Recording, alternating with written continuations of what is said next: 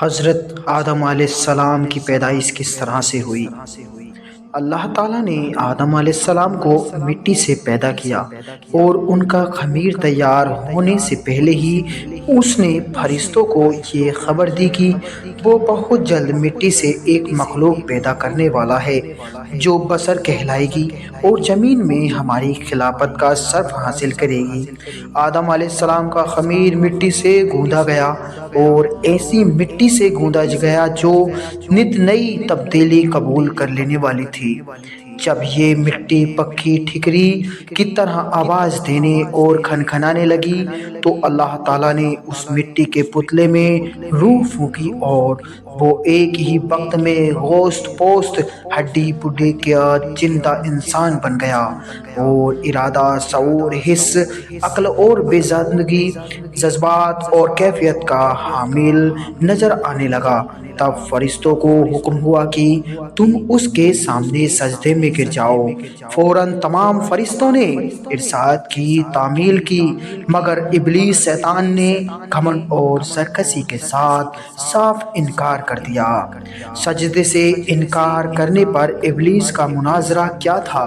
اللہ تعالیٰ اگرچہ غیب کا علم رکھنے والا اور دلوں کے بھیدوں تک کو جاننے والا ہے اور ماضی، حال اور مستقبل، بھوت، ورتمان، بھوشیہ سب اس کے لیے برابر ہے، مگر اس نے امتحان اور آزمائش کے لیے ابلیس شیطان سے سوال کیا، کس بات نے جھکنے سے روکا جبکہ میں نے حکم دیا تھا؟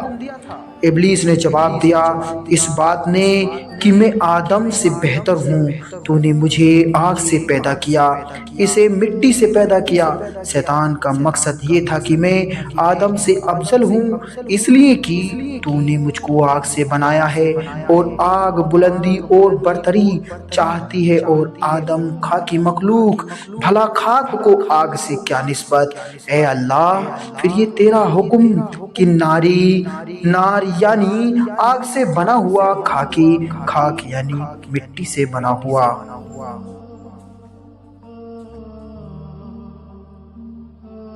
کو سجدہ کرے، کیا انصاف کے مطابق ہے؟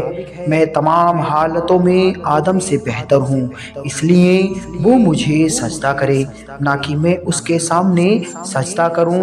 مگر بدبخت شیطان اپنے گھمنڈ میں چور ہونے کی وجہ سے بھول گیا کہ جب تم اور آدم دونوں اللہ کی مخلوق ہو تو مخلوق کی حقیقت خالق سے بہتر خود و مخلوق بھی نہیں جانتی۔ جب اپنے گھمنڈ اور غرور میں یہ نہ سمجھ سکا کہ مرتبہ کی بلندی اور پستی اس مادے کی بنیاد پر نہیں ہے جس سے کسی مخلوق کا خمیر تیار کیا گیا ہے، بلکہ اس کی ان صفتوں پر ہے جو کائنات کے پیدا کرنے والے نے اس کے اندر رکھ دیے ہیں۔ بہرحال شیطان کا جواب چونکہ گھمنڈ اور غرور کی جہالت پر قائم تھا، اس لیے اللہ تعالیٰ نے اس پر واضح کر دیا کہ جہالت سے پیدا ہونے والے گھمنڈ اور غرور نے تجھ کو اتنا اندھا کر دیا ہے کہ تو اپنے پیدا کرنے والے کے حق اور پیدا کرنے والا ہونے کی وجہ سے اس کے احترام سے بھی منکر ہو گیا، اس لیے مجھ کو ظالم قرار دیا اور یہ نہ سمجھنا کہ تجھ کو تیری جہالت نے حقیقت کے سامنے سے عاجز بنا دیا ہے۔ بس تو اب اس سرکشی کی وجہ سے ابدی حقیقت حالات کا حقدار ہے اور یہی تیرے عمل کا قدرتی بدلہ ہے۔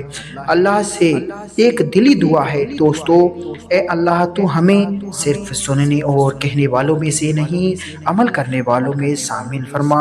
آمین ثم آمین۔